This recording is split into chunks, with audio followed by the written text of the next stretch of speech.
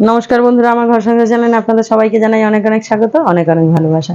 তো আশা করি আমার প্রিয় বন্ধুরা আপনারা সকলে ভালো আছেন, আমিও ভালো আছি বন্ধুরা। তো এখন থেকে ব্লগটা স্টার্ট করলাম, আর এখন বেলা বাজে 1টা।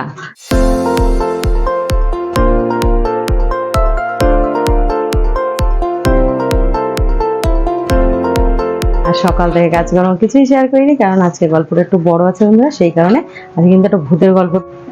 আমার এই যে মিঠাই সোনা আর মিঠু সোনা মধ্যে রাগারাগি চলছে, কেন বলুন তো? মিঠাই সোনা সারা রাত হুম হুম হুম হুম করেই যাচ্ছে বন্ধুরা। তো চলুন ভূতের গল্পটা শুরু করি। আর তার আগে আমি একটু দেখাই আপনাদের কি রান্না বান্না করেছি। আজকে প্রচুর কাজ করেছি বন্ধুরা, সকাল থেকে সা করে কাজকর্ম, ঘরে বাইরে, মানে ওখানে বেড়া দিয়েছে আপনাদের দাদা ভাই, সেখানে সব পরিষ্কার টরিষ্কার করে এসেছি। তো সবে চান করে উঠলাম বন্ধুরা। করে উঠে সকালবেলা তো মা পুজো দেয়, আমি একটু ঠাকুর নমস্কার করে নিয়েছি, যে একটা ধূপ জ্বালিয়েছি।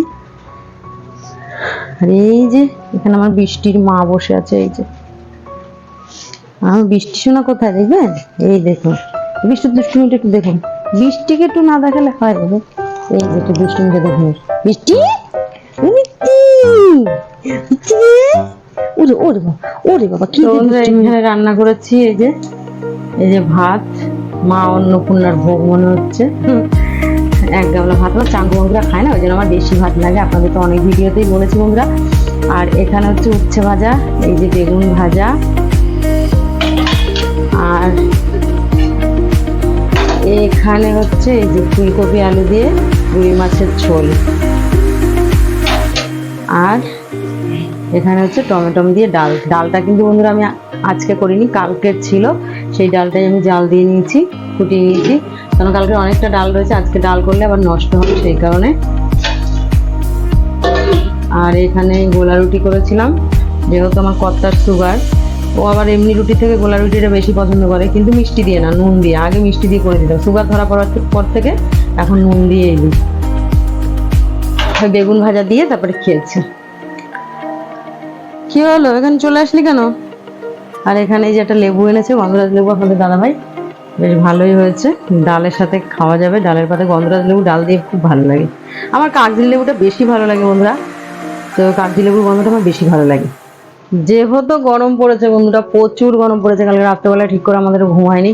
আমি সকালবেলা উঠেই কিন্তু এদের খাঁচা ভালোভাবে পরিষ্কার করে দিয়ে তারপরে আবার পেপার পেতে দিয়েছি, তাও নোংরা করে দিয়েছি, দেখুন কি অবস্থা করেছে। যে পেপার পেতে দিয়েছি, আর এই কাঠ দুটো হচ্ছে মাসে একবার দুবার করে ধুই, যেটার উপরে ওরা দাঁড়ায়, এই মিঠু আর মিঠাইয়ের। আর ওদের দুজনকে কিন্তু চানও করিয়ে দিয়েছি আমি, একদম ওদেরও চান করিয়ে দিয়েছি। আমার মিষ্টি সোনার গা মুছিয়ে দিয়েছি, মিষ্টি সোনার মায়ের গা মুছিয়ে দিয়েছি, আমার ভেবলু সোনারও মানে ওকে গা মোছাইনি, ওকে চান করিয়েছি। কতবার যে দিনের মধ্যে গা মোছাই, ওই দেখুন খাটের তলায় বসে হাঁপাচ্ছে। আমার যেহেতু অ্যাডভেস্টারের বাড়ি বন্ধুরা, ওই জন্য ভীষণ গরম ভীষণ গরম। আর আমাদের কলকাতা শহরে বাড়ি, বুঝতেই পাচ্ছেন যে আপনারা যারা কলকাতা শহরে থাকেন বন্ধুরা, তারাই তো বুঝতেই পাচ্ছেন যে শহরে যারা থাকেন, যে কোনো শহরে কিন্তু গ্রামের থেকে অনেক বেশি গরম। রোদের তাপ দেখেছেন বাইরে, মানে মরিচিকা দেখা যাচ্ছে যেন, এখনই এরকম আরো দিন পড়ে যাচ্ছে। তো চলুন কথা বলে আর সময় নষ্ট করবো না, একদম ভূতের গল্পে চলে আসলাম, একদম মূল গল্পে।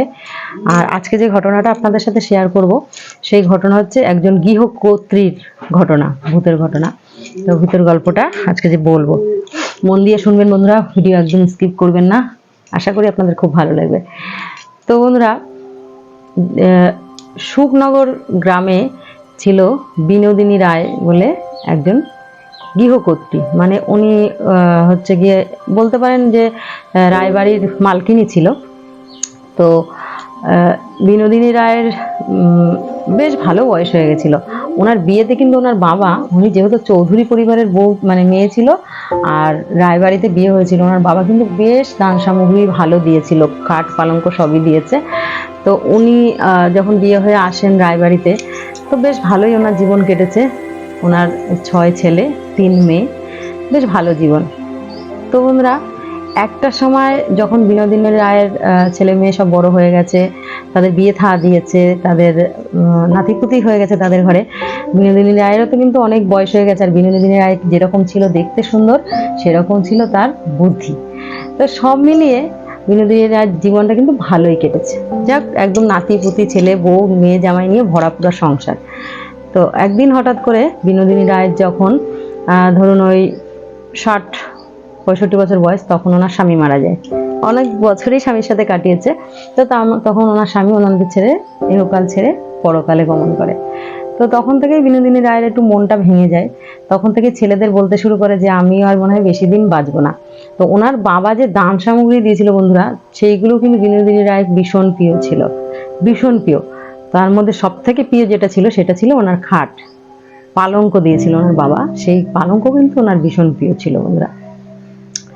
তো সেই পালঙ্কটা সবসময় বলতো যে আমার এই ঘরে কেউ আসবিও না, আর এই পালঙ্কটা খুব যত্ন করে রাখবি, ঠিক আছে? এই পালঙ্ক কিন্তু আমি মারা গেলেও বিক্রি করবি না, এই পালঙ্কের মধ্যে আমার আত্মা থাকবে।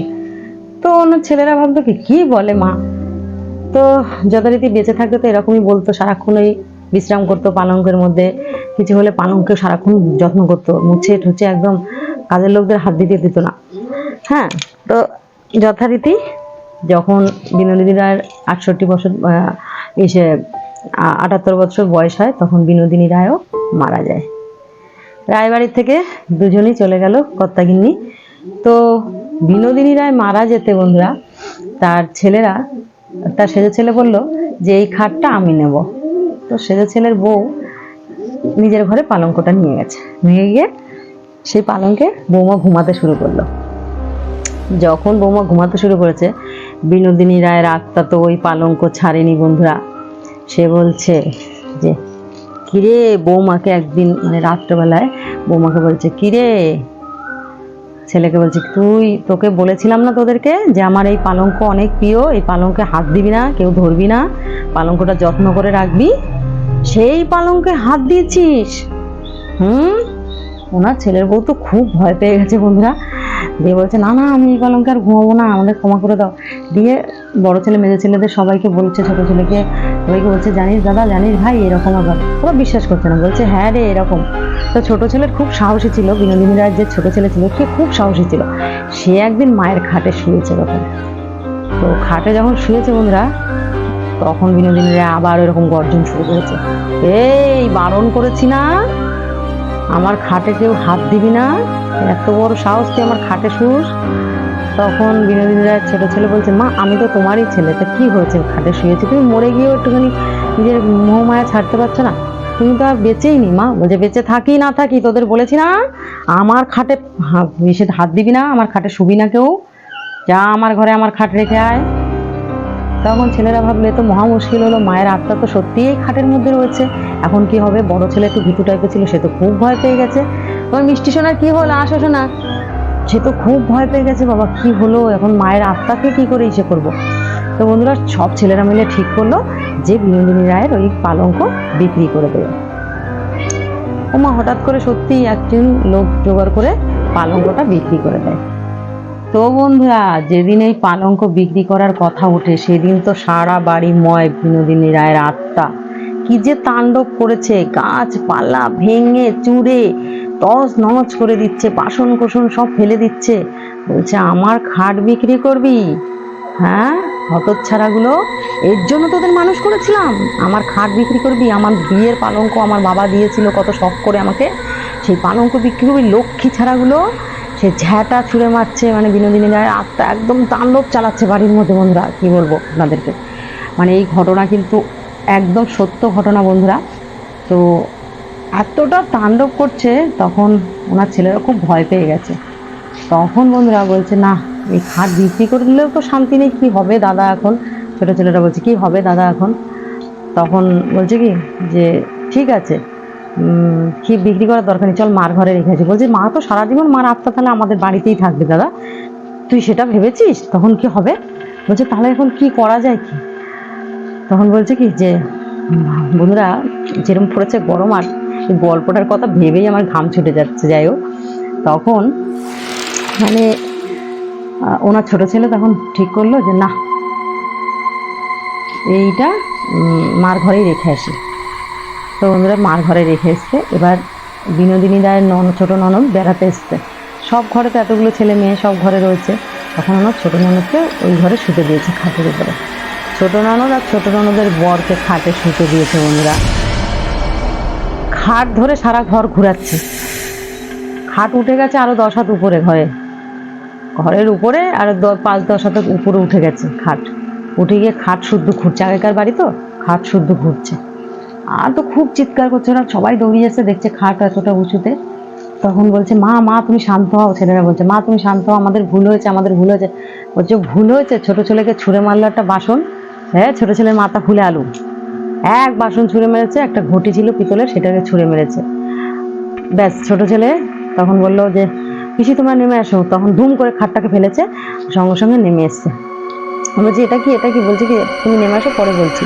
বলছে মামা কাকে বলছিস, মামা কাকে বলছিস? বলছে মায়ের আত্মা এই পালঙ্কের মধ্যে আছে, পিসি আমাদের ভুল হয়ে গেছে। বলছি সে কি রে, মানে বিনোদিনী রায়ের ননদ এত ভয় পেয়ে গেছে। বলছে তুমি ভুতুরে ঘরে শুতে দিয়েছিস, আমার তো মেরে ফেলবে। বলছে তুমি ভয় পেও না পিসি, আমি দেখছি। বলছে ভয় পেও না, কাউকে বাঁচিয়ে রাখবো না। তো বন্ধুরা এইরকম করতে করতে একদিন কি হয়েছে, ওনার সেজো ছেলে ঠিক করলো যে খাটটাকে পুড়িয়ে দেবো। তো খাটটাকে সব ভাই মানে সব ভাইদের ডেকে নির্জন রাতে গিয়ে খাটটার মধ্যে পেট্রোল ঢালছে যে পুড়িয়ে দেবো খাটটাকে। মা এত তাণ্ডব চালাচ্ছে বাড়ির মধ্যে এই খাটটা নিয়ে। আর মার আত্মা থাকলে তো কিছুই হবে না, জমি জায়গা বিক্রি করতে চাইলেও মা এরকম তাণ্ডব চালাবে। হ্যাঁ, তখন খাটটাকে যখন পোড়াতে নেয় বন্ধুরা, ওর ছেলেদের যে কি করেছে, কাউকে গাছের সাথে আছাড় মারছে, কাউকে মাথা ঠুকে দিচ্ছে গাছের সাথে।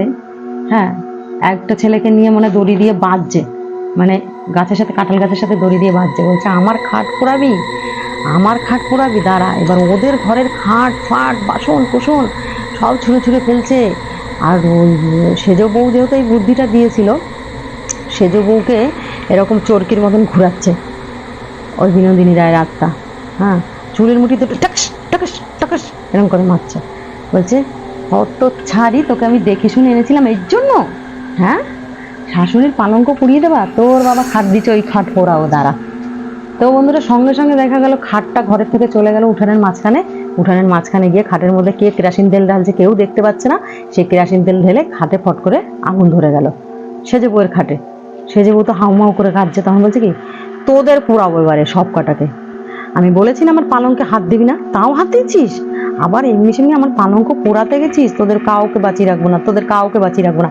সে বন্ধুরা মানে কি বলবো, যে পলায় আসলে যেরকম হয় না বাড়িতে, সেরকম তাণ্ডব চালাচ্ছে, মনে হচ্ছে সবাইকে মেরে ফেলবে। মানে এমন অবস্থা, সেজে ছেলের গলা টিপে ধরেছে একদম গাছের সাথে।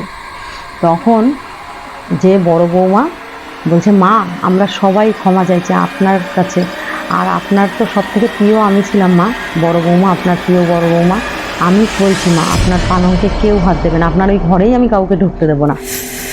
আমি আপনাকে কথা দিলাম যতদিন আমি বেঁচে থাকবো ততদিন আপনার ওই ঘরে আমি কাউকে ঢুকতে দেবো না, আর এই পালঙ্কে কাউকে হাত দিতে দেবো না, আমি পালঙ্কের যত্ন করে রাখবো। বলছে ঠিক বলছো। বলছে হ্যাঁ মা, কিন্তু আপনারও একটা কথা দিতে হবে মা। বলছে হ্যাঁ বলো।